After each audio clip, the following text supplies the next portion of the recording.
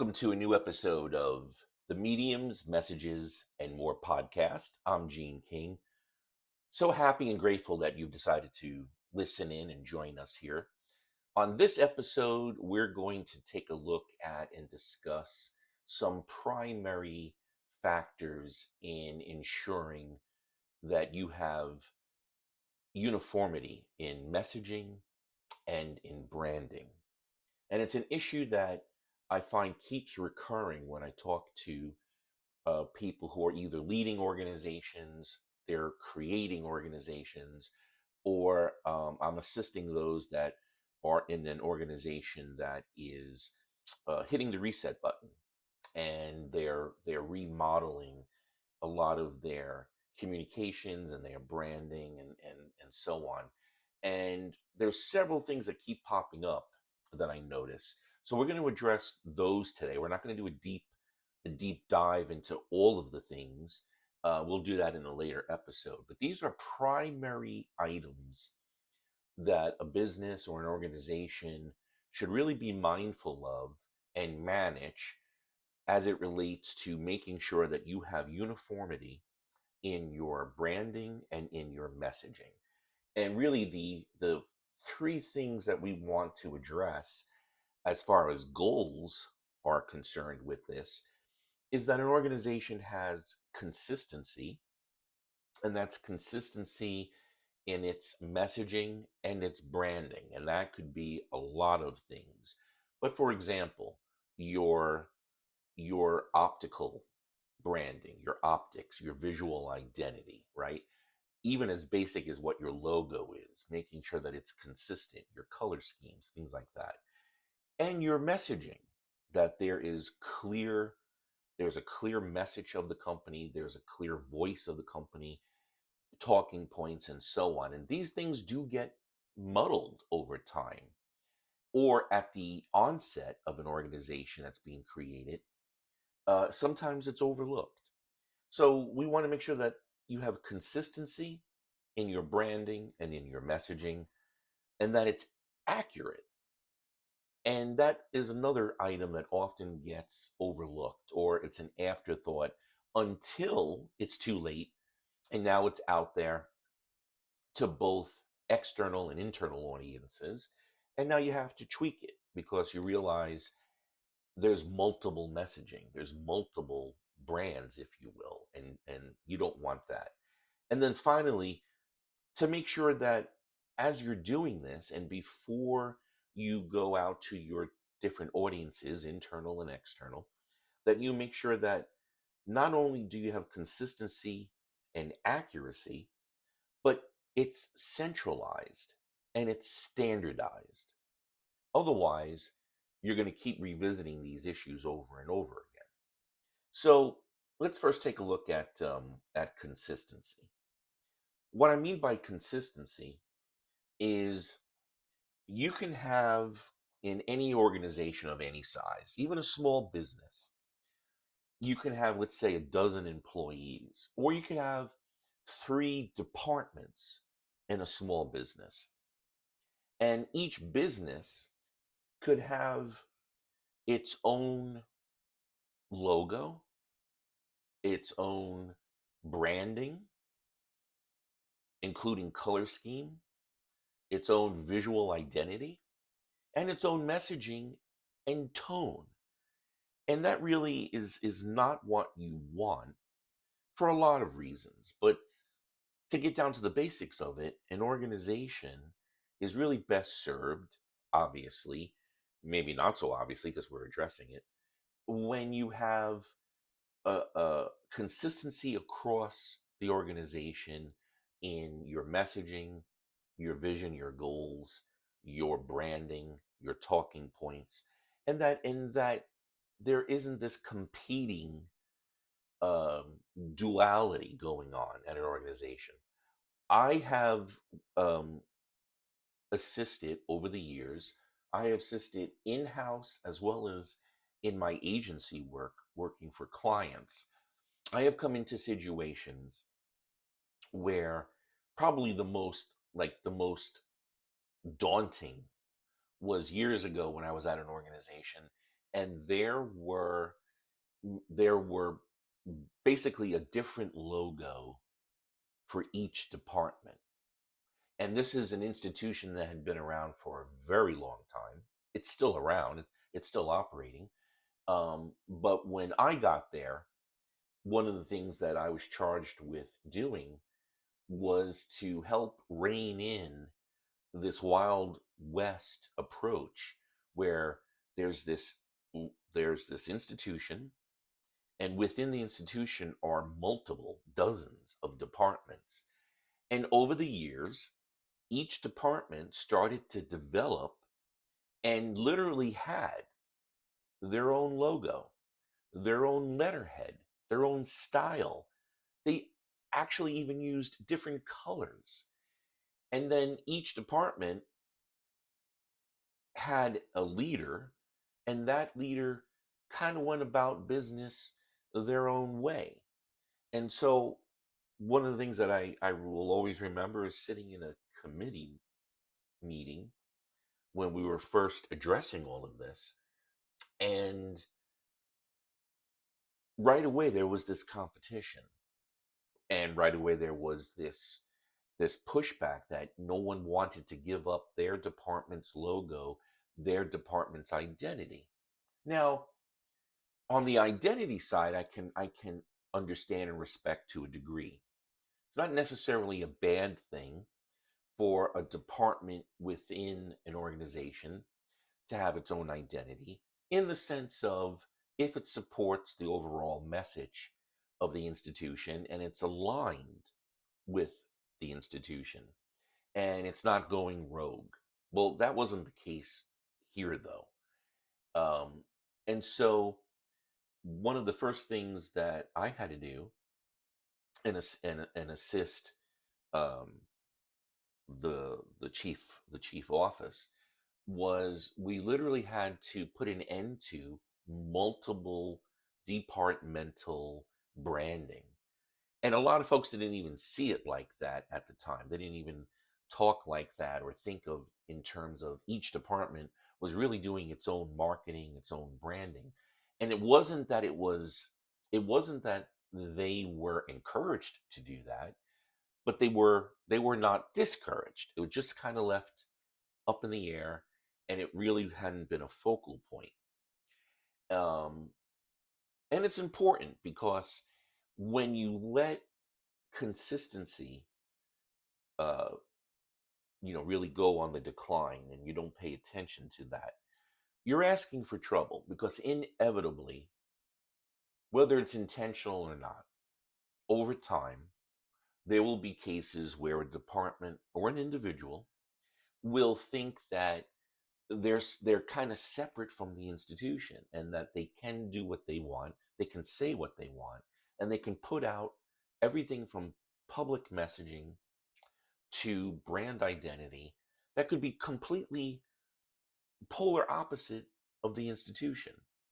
I think there's a lot more I think there's a lot more consciousness about that today, even at small businesses, but I do still see organizations that allow multiple departments within it to kind of operate as not just a subsidiary, which you can understand a subsidiary having its own logo and maybe it's even its own messaging.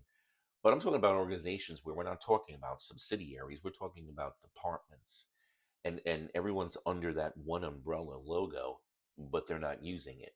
They're not using the messaging. They're not using consistent talking points and so on. So you want to stay away from that. And you want to make sure that you are operating and that you are seen as an organized one institution.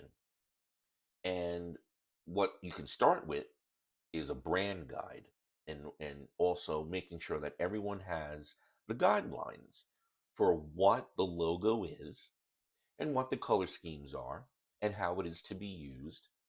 And even though um, for the most part we've gone away from paper letterhead, there's still digital letterhead, there's still digital business cards, right? Digital correspondence that have signatures and signature marks and trademarks. So you really do want to do that basic thing, which a lot of folks don't get to or they kind of forget about. And that is you have a centralized brand identity and you have one logo and you have one brand guide and you have one set of visual brand identities. And depending on the organization you're in, and if you are the one that can make those decisions, if you want to have, slight subsets of that logo, or you are in an institution that the department can also be highly highlighted under a logo, that's great. But you don't want to have this look like the organization is disorganized. And on the business level, maybe not so much speaking on the consumer level at the customer side, um, but on a business level, you don't want to give the impression that there is this disorganization because it's easy to make the assumption that if you see an organization that doesn't have this consistency across even visual identity, how organized and how well is it operating internally? So you want to do that, and this comes down to you know uh, a mindset that nobody is bigger than the brand, right? No one's bigger than the brand. And also, there's like a sports analogy. No one is bigger than the team. You know, one of the most famous examples, all-time examples that can be given is going back almost 100 years ago when Babe Ruth was playing for the New York Yankees, and he would go into, just like today, he would eventually have contract, extensions that needed to be done or re-signing. And there was a time when he came head to head with the owner of the New York Yankees of their first great dynasties, Colonel Jacob Rupert. And Jacob Rupert was very famously shared with the media at the time that he had told Babe Ruth at one point, "Yes, you're great, and you're Babe Ruth, and you have the home run record, but nobody is bigger than the New York Yankees." So, just something to keep in mind too, that things can easily go haywire if you allow too many departments, subsets, individuals to have their own voice or to have their own identity because you're getting away from the literal word of an organization. So that's just something to keep about too. And you do want all of those same basics, the same logo, the same letterhead, same color scheme, right? And this is for accuracy's sake. Because what often happens is if you have competing messaging, if you have competing logos, often the organization itself, the mothership, let's say, gets lost, it gets hurt. So you want that consistency to also be accurate. What I have found out over the years, what I have witnessed myself, is there have literally been whether it's a small business, it's a startup, it's a large organization, whether I was in house or I was working in an agency for clients, what I had heard multiple times over the years is that the issue was there were multiple philosophies of what a company stands for. What's the purpose of the company? What's the character of the company? What's its tone of voice? What's its overall message? And there were competing philosophies. And there were no real attempts to rein that all in or to even have a meeting on it and get people aligned. Um, and so what happened was there were competing messages out there. And I literally saw where customers of one department didn't necessarily know what the company did. They knew what that department that they dealt with did, but they didn't understand or know and care to know what the mothership was representing, what their goals were, what their mission statement and vision was. And also that there was different voices, there were different messages. And so when uh, it came time that someone said, okay, let's address this, it was a shock. It was a shock to the system, internally and externally. So you want to avoid all of that. So you want to make sure that the everything that's being put out there externally is not only consistent, but it is accurate, that everyone is on the same page, everyone has the same talking points, everyone understands what the mission statement of the company is, what the vision of the company is, what the goals, what the objectives are, and what the key talking points are, what the company stands for, what it doesn't stand for, what it has no opinion on, because yes, you can do that. And a lot of companies have learned hard lessons because they didn't do that. They went off the rails, and they didn't stay in their lane, and they started diving into things that really, they probably shouldn't have, because all it did was hurt them internally and externally. But having accuracy to support your consistency is key here. And another thing that is vital to getting these first two points done is insisting that you have centralization and standardization of this. And I had this reminds me of another situation that I um, came into at an organization that I was working for, where um, there was an attempt for centralization, but it was very loose, and there might have been stuff standardized, but it hadn't been enacted. It wasn't being enforced. And so, how do you most efficiently get that consistency and that accuracy? Well, centralize it and standardize it. And it's, for a lot of organizations, it's easier said than done, but it's one of the most important and valuable investments that a business and organization can make moving forward for a lot of things, not just communications and branding and marketing. But you do need that centralization. You do need that gatekeeper.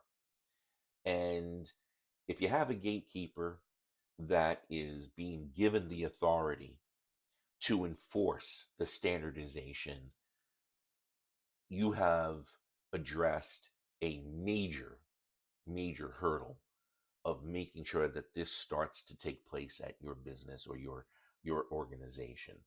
And it's um, in a lot of organizations that I've been in, it's been corporate communications or the communications department that acts as the gatekeeper. In some organizations, it's the marketing department, or it's a hybrid of the two working together uh, to make sure that there is this standardization being practiced. It's very important thing to do. Um, so that way there's no confusion on the company or its organization and its visual identity, its messaging, and all of the subsets of the messaging that it wants to get out there to represent it. So, with that being said, let's take a look at a couple of other things um, that I want to address. I want to address here. Media relations and media policy needs to be included in all of this. I've seen organizations that I had served both in house and at agencies where there were some folks in an organization who thought they were the star, and they weren't VPs, and it wasn't even the CEO. It was someone in a department, and phone calls would come in from reporters, and there were folks who literally felt that it was okay. To be fair, they were never told no. Although I got to balance that too. I had seen organizations that they did say, listen, you can't be fielding media calls, but they did it anyway. But included with the centralization is media relations. And the larger that a company is, these are, the increased risks that you have as well. That not only is your visual identifiers, your logo, and your marketing and your public relations, all of that is going to be, at risk the bigger you are because someone's going to go astray. Or maybe internally, to be fair, it's not being communicated effectively what the rules are, but your corporate communications as well. And within that is the media policy. And generally speaking, just just like you have a standardized guide for your branding on literally what the logo is, the only logo that can be used, or maybe there's a primary and an alternate logo and that's it, and your tagline is consistent across all departments and subsidiaries, if that's what your organization uh, has as a goal. Not only all of that, but also your messaging. And even if you gave all of your employees, whether you're a small business or you're a very large organization, even if you gave all your employees in writing, here's our mission, here's our vision, here's our goals for the year, here's an update on the first quarter, here's our outlook for the year, um, or here's what we stand for, all of that stuff. Even if you do that, and it's great if an organization does that. I believe an organization that communicates more operates better because people become more invested if they know what's going on. Um, but you don't want everybody, and you don't even want a handful of people, to think that they are spokespersons for that one organization until there is an understanding and there is an alignment on if you are fielding a media inquiry, here's what the rules are. And so in my experience, I have worked as the gatekeeper for many organizations, many organizations of different sizes. One of my primary roles over the years have been not just corporate communications and public relations, but also to lead the media relations department. And from my experience, really the best model is whether it's a department or it's an individual, there really should be a gatekeeper, a clearinghouse, basically, a gatekeeper, a department or an individual that really is the centralized source to take in all media inquiries, to take in all media, and then to decide what to do with it, who gets to speak on it, if we're going to speak on it at all. Because it just centralizes everything. It keeps it efficient. It keeps everything clear. It's a one path, to the different offices and departments in an organization. It keeps it nice and neat. The more you get away from that, the more you're playing with fire. That someone's going to say something and it's wrong because either they were not clued in on what's really going on because that's not their place to know, or there hadn't been time to communicate everything internally, whatever the case may be. Someone might and here's another thing that I've seen happen a lot. Someone may also inject opinion into a statement that the reporter or editor is assuming represents the company because you're speaking with them. If so and so from company, whatever it is talking to that reporter and offering a statement, and if that statement includes opinion, well, if that person is speaking to the reporter might have in his or her mind, I'm not sure if this person is the quote official spokesperson, but this person is comfortable enough to speak with me, and they're going to use it. And so, what a lot of people who are not media trained often do is they inject opinion into answering a question or offering analysis of something. And that's okay if everyone understands that that's what this is going to be. Um, but often, in my experience, I've done media relations work for uh, analytical companies, law firms, uh, large manufacturers, you name it. I've had a very diverse career in representing or leading media relations for a lot of different organizations. And really, when I have seen, usually in written material, someone will give me a written statement that they've created, and most of that is an opinion. And this particular person was asked to do an analysis of something, and an analysis and an opinion are not necessarily the same thing. You can have a subject matter expert at your organization, and it is great to get your SMEs out there. It's a wonderful investment to do for your organization, um, and to use your intellectual capital that you have at your organization as a way to build visibility for your business and organization. But there is a difference between an analyst being asked to analyze something and to deliver something within the guidelines of an analysis, and to just inject opinion, an opinion that isn't necessarily related to the analysis. So that's also why you really want a centralized media person or an office, someone charged with being the gatekeeper and making sure that those talking points, messaging that has been developed to accurately reflect what the company wants to say, if it does want to say anything, is being adhered to. And a lot of organizations fail to do that, and this is where problems come in. So,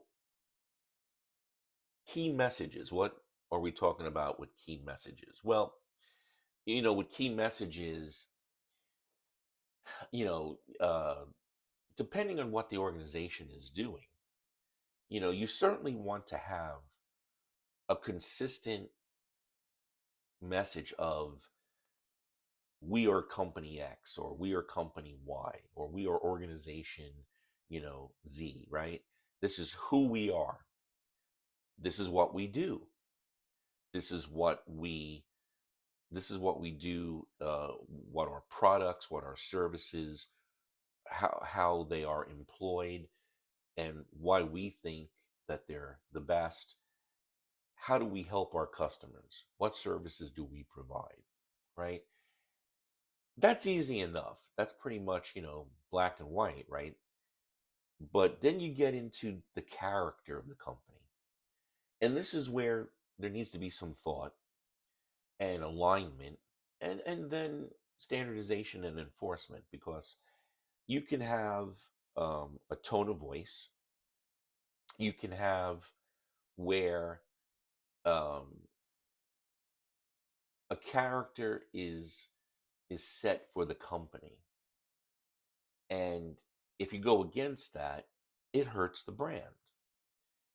Often in my career, I have worked with um, the CEO's office directly, And in a lot of places where I have served, um, especially on the agency side, where my primary contact was the CEO or the C-level suites and the marketing folks, they wanted to develop a voice for the company in two ways. They wanted to have a spokesperson or plural, and they wanted to have consistency in that voice.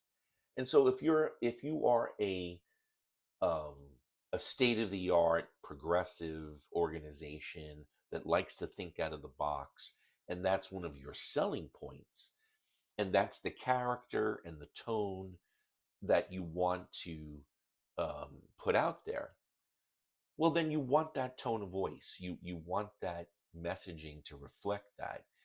And I see that with younger folks, um, that you know they're going to refer to things that resonate with their generation.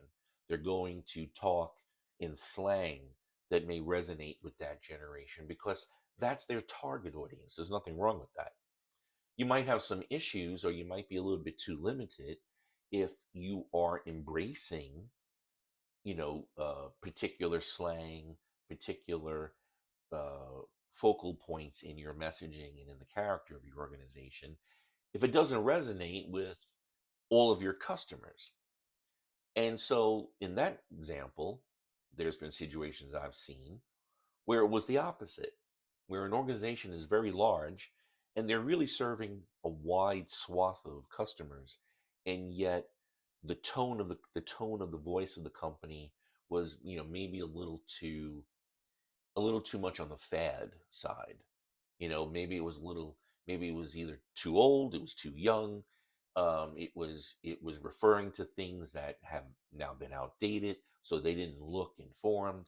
So you want to make sure too that your talking points and everything that represents the company's voice and character is accurately depicting what the company is. Not only what it does, that's the easy part, and who it serves, that's the easy part, but how you want to communicate it. And often, if we dig down a little bit more on this, often what gets confused is the mission statement and the vision statement. Now, this has been around for a long time. I think a lot of people today kind of laugh at it or have a little cynicism toward it or even contempt. Like, does it really make a difference? Well, here's the thing. Generally speaking, it's a good thing to practice. It's a good thing internally to get clarified and then to get communicated. What is your mission? What is your vision? Because again, inevitably down the road, especially if a company experiences, is very fortunate to experience quick growth, or if there's a crisis and something unfortunate happens, you know, this is where you got chaos going on internally. And it's not just the chaos of, okay, what are we saying publicly, but also internally, what are we telling our people? And when you don't do these basics at the onset of an organization, or every so many years, just regrouping and making sure that you have these things and that they are accessible to people, that people have these in their files, in their email archives, whatever the case may be, or especially in sales and in marketing and PR. So that way, everyone across the board has what are these building blocks to create an organization, because then it's organized. And I've seen this again overlooked by a lot of places. And it usually comes back to haunt them when something goes wrong. So it's a good practice to execute for those reasons.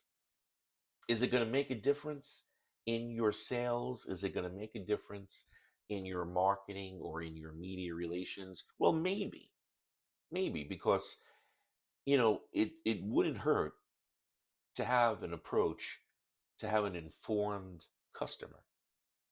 And customers love to be informed today. There's a lot of dissatisfied consumers out there, even in B2B, where they don't they only just don't like what the service levels are, but they also don't know what the company is doing and what it stands for.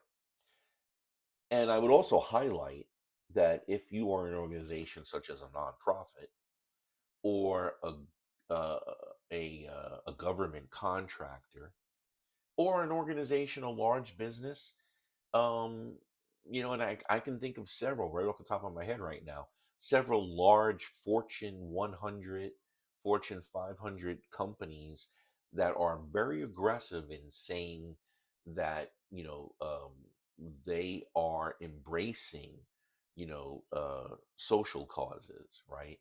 And whatever those may be, or including environmental causes or sustainability, you know. Um, or reducing waste, right? Or for recycling or for transparency. Well, then you really do need to have these two things because it's a guideline.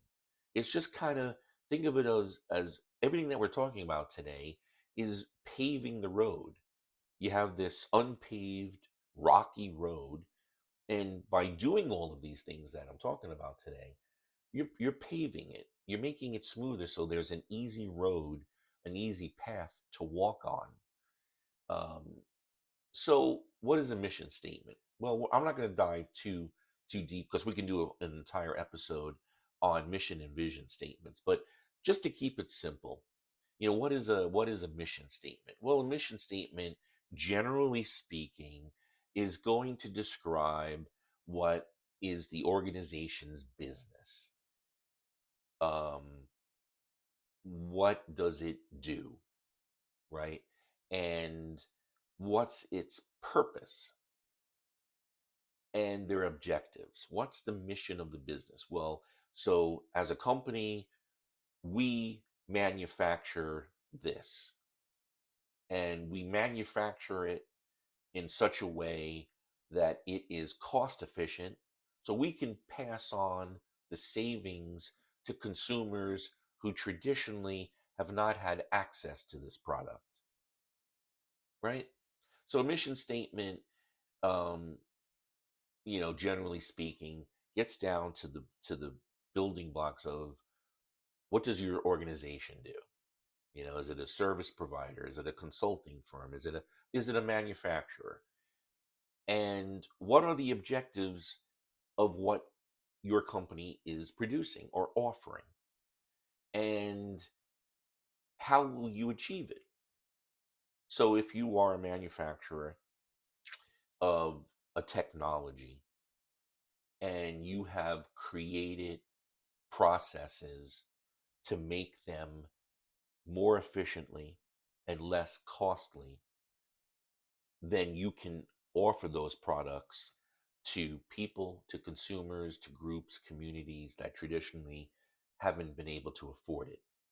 Okay, so there's just a general idea of what a mission statement can be. A mission statement also internally, um, kind of communicates the overall purpose of the company. And it also is a guideline internally for employees on on uh, why are we here? What are we working for?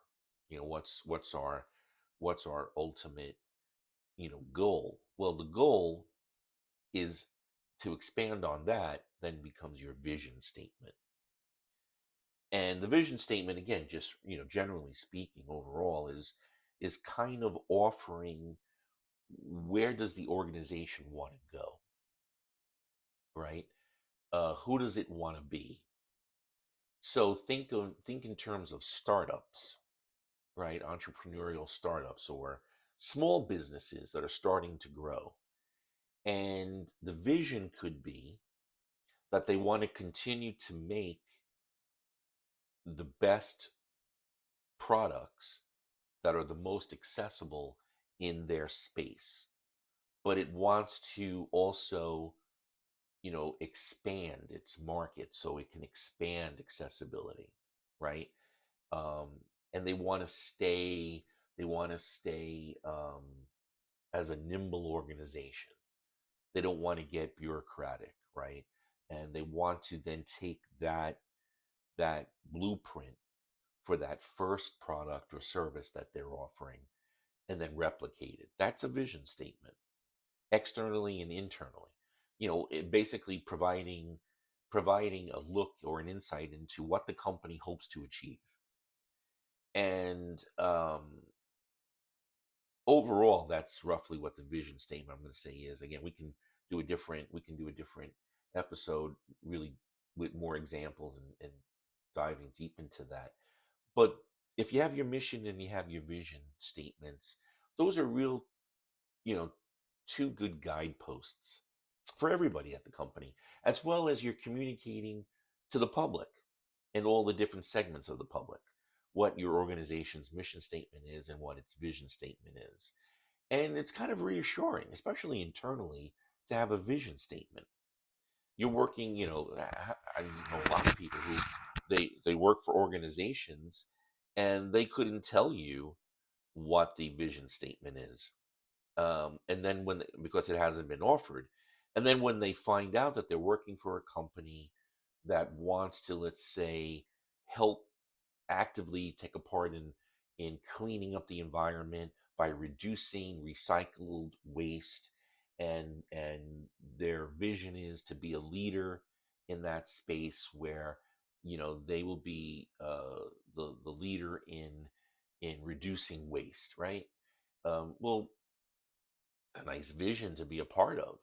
Or if you're working for an organization that wants to eradicate a particular disease that people are suffering from, and while doing that, make their lives easier, make their physical and their emotional pain more manageable by offering services and guidance and counseling. And then the vision is to one day minimize the amount of people who are afflicted and minimize the suffering that goes with it and maximize the aid and the public awareness. Well, that's a nice vision to be a part of. So that's definitely what you want to incorporate, in my opinion, too, in your planning. Um, Something else that I want to talk about with the consistency and accuracy of your messaging as well is to think about who do you want to have represent your company. And what I mean by that is there are many organizations that employ vendors. They go to marketing firms, they go to public relation firms, and they outsource it. I've seen a lot of companies that have outsourced it completely. And and then I see companies, organizations that they do it in-house, or it's a hybrid of the two. Well, although it really shouldn't happen, I have seen situations where a PR firm um, isn't necessarily aligned with what's going on inside the company. And so, therefore, every once in a while, a wrong message might come out from the firm that's representing the company. That's why I think it's very important. It's a two-way street. Now, all of us who have worked at PR firms know that the tradition continues and has been for a long time that the PR firm is the whipping post and gets the blame and often feels one sided or is the scapegoat when something goes wrong. Um, and sometimes that's very valid. But often, ironically, it is also the result of a business or an organization employing a firm to represent it, but not treating the firm as a customer. And what I mean by that is, even though you're paying the firm to represent you, to write to write for you, to do media for you, right? To do PR for you, marketing. You have to, even though you're employing them, you need to arm, you need to educate uh, whoever you are using externally. You need to use them in a way that is accurate and consistent, going back to our original talking points, right? And that doesn't always happen. I've been in situations over the years where I was formally told, I was formally given, maybe over time, helping develop with clients. Here's our messaging. Here's our talking points that support it. Here's our mission. Here's our vision. Here's where we stand on this, right? We don't want to talk about this or that. And you'd have all this in front of you. And then again, inevitably, in a crisis, something would come up that is really risking the reputation of the organization, and the optics look bad, or there's this confusion of what really happened. And then internally, there's all this confusion, and there is maybe competing competing theories, competing philosophies, competing strategies or opinions going on internally. And the PR firm isn't able to clear all of that, to clear up the noise and the vagueness, and to get a real standardized answer. Now, the rule of thumb is, to me, if that's the case, and I've done this over the years, if I can't get a straight answer, or I myself am confused, or my instinct tells me that there is disagreement internally, it's up to me to point that out. My ultimate job, right, is to protect the brand, to protect the messaging of the company, to protect its optics. And often it seems, from what I've seen lately, that's kind of gone down a little bit, especially with younger account uh, executives, or younger account coordinators, or directors, because maybe it's a sign of the generation or whatever, but this jump to, you have to respond right away, or you have to immediately reply or get an answer out there. Not saying that to get an answer or a response is, to do it efficiently, is bad. No, it's not. Mm. But you also got to make sure that it's accurate and that everyone's on board. And so, you know, if you're going to employ a firm to do it, you have to make sure that you're treating that firm as an extension of your business. It really needs to be, it really needs to be, so it can accurately and consistently represent your organization well. The same thing goes in house. Way too often, the media relations department, or the corporate communications office, or even marketing and sales, uh, aren't necessarily clued in on everything that they need to be clued in on. And so, you could have people. Now, again, let me preface by saying, the rule should always be, you know, only go by what you know, go by what has been approved and what has been cleared, and don't stray from that. And if you don't know, if you don't have the answer, don't make it up. If you are being asked to do something that you don't do, or someone else does, don't do it, or at least go for approval. But in the real world, that doesn't happen all the time. And one of the ways people feel pressured, I've heard over the last week or two, people have shared with me frustrations of how their sales people are out in the field and they are saying things that the company, not only did the company not tell them to say or approve them to say, but they're saying things to lock a sale in that the company doesn't necessarily either do or can do right away or is doing differently. So the processes have changed.